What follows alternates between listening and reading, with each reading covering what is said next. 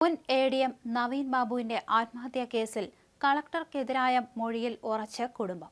മരണത്തിന് പിന്നിൽ ഗൂഢാലോചനയുണ്ടെന്ന പരാതിയിലും കണ്ണൂർ കളക്ടർക്കെതിരെ നൽകിയ മൊഴിയിലും കുടുംബാംഗങ്ങൾ ഉറച്ചുനിന്നു. യാത്രാ അറിയിപ്പ് ചടങ്ങ് ഒരുക്കിയതിലും പെട്രോൾ പമ്പ് ലൈസൻസുമായി ബന്ധപ്പെട്ട പ്രശ്നങ്ങളിലും ദുരൂഹതയുണ്ടെന്ന് കുടുംബം മൊഴിയിൽ വ്യക്തമാക്കുകയും ചെയ്തു.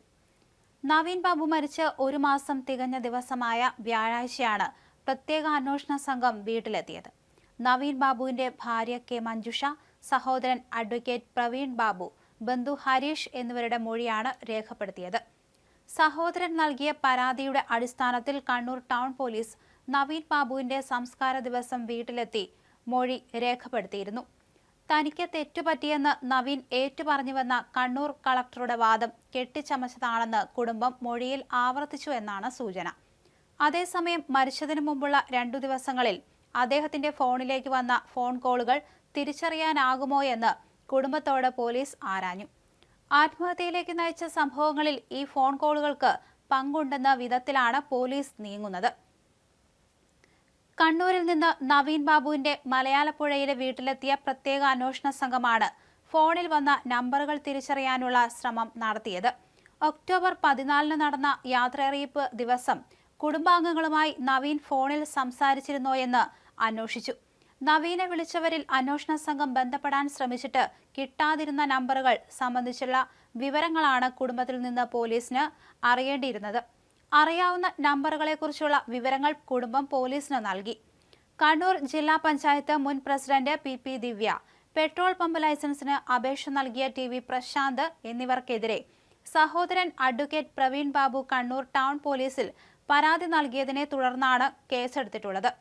Kannur town police inspector Sreejith കൊടേരിയുടെ നേതൃത്വത്തിലുള്ള മൊഴിയെടുക്കൽ 1.25 മണിക്കൂർ തുടർന്നു. വ്യാഴാഴ്ച പത്തനംതിട്ട കളക്ടറേറ്റിൽ ഉദ്യോഗസ്ഥരുമായി കൂടിക്കാഴ്ച നടത്തിയ ശേഷമാണ് സംഘം നവീൻ ബാബുവിന്റെ വീട്ടിലെത്തിയത്.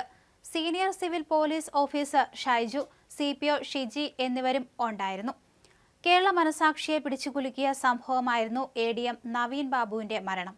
കണ്ണൂർ മുൻ ജില്ലാ പഞ്ചായത്ത് പ്രസിഡന്റിനെതിരെ പി ദിവ്യ നടത്തിയ വിവാദ പ്രസംഗത്തിന് പിന്നാലെയാണ് നവീൻ ബാബു ആത്മഹത്യ ചെയ്തത്. നവീൻ ബാബു വിടവാങ്ങിയിട്ട് ഇന്നേക്ക് 1 മാസം. കേസ് അന്വേഷണം പ്രത്യേക അന്വേഷണ സംഘം ഏറ്റെടുത്തെങ്കിലും ദുരൂഹതകൾ പൂർണ്ണമായും നീങ്ങിയിട്ടില്ല. അന്വേഷണം ഇഴയുന്നുവെന്ന് പരാതിയുണ്ട്. നവീൻ ബാബുവിന്റെ കുടുംബത്തിന്റെ മൊഴി ഇന്നലെയാണ് രേഖപ്പെടുത്തിയത്. കഴിഞ്ഞ ഒക്ടോബർ 14 കണ്ണൂർ കളക്ടറേറ്റിൽ നടന്ന A.D.M. നവീൻ ബാബുവിന്റെ യാത്രാ അറിയിപ്പ് യോഗത്തിൽ ക്ഷണിക്കാതെ എത്തിയ കണ്ണൂർ മുൻ ജില്ലാ പഞ്ചായത്ത് അധ്യക്ഷ പി ദിവ്യ വിവാദ പ്രസംഗം നടത്തിയത്. പിന്നാലെ ഒക്ടോബർ 15 രാവിലെ നവീൻ ബാബുവിനെ ആത്മഹത്യ ചെയ്ത നിലയിൽ കണ്ടെത്തുകയായിരുന്നു. പിന്നാലെ പി ദിവ്യക്കെതിരെ ജനരോക്ഷമിരമ്പി. ദിവ്യയെ തള്ളി CPIM പത്തനംതിട്ട ജില്ലാ നേതൃത്വം രംഗത്തെത്തി. പി ദിവ്യക്കെതിരെ ഉടൻ നടപടി വേണ്ടെന്ന കണ്ണൂർ ജില്ലാ കമ്മിറ്റിയുടെ നിലപാട് പാർട്ടിയിൽ ഭിന്നതയുണ്ടാക്കി. നവീൻ ബാബുവിന്റെ സഹോദരൻ പ്രവീൺ ബാബുവിന്റെ പരാതിയിൽ പി ദിവ്യക്കെതിരെ ആത്മഹത്യാ പ്രേരണാകുറ്റം ചുമത്തി ജാമ്യമില്ലാ വകുപ്പ് പ്രകാരം കേസെടുത്തു. തുടർന്ന് ജില്ലാ പഞ്ചായത്ത് അധ്യക്ഷ സ്ഥാനത്ത് നിന്ന് ദിവ്യയെ മാറ്റി. എന്നാൽ ചോദ്യം ചെയ്യാനോ അറസ്റ്റ് രേഖപ്പെടുത്താനോ പോലീസ് ആദ്യം തയ്യാറായില്ല. പി ദിവ്യ ഒളിവിൽ പോയി കളക്ടർ ക്ഷണിച്ചതിനാലാണ് താൻ എത്തിയതെന്ന് ജാമ്യാപേക്ഷയിൽ ദിവ്യ വ്യക്തമാക്കി. പി ദിവ്യയുടെ മുൻകൂർ ജാമ്യാപേക്ഷ തള്ളിയതിനെ തുടർന്ന് ദിവ്യയെ അറസ്റ്റ് ചെയ്ത് ചോദ്യം ചെയ്തു.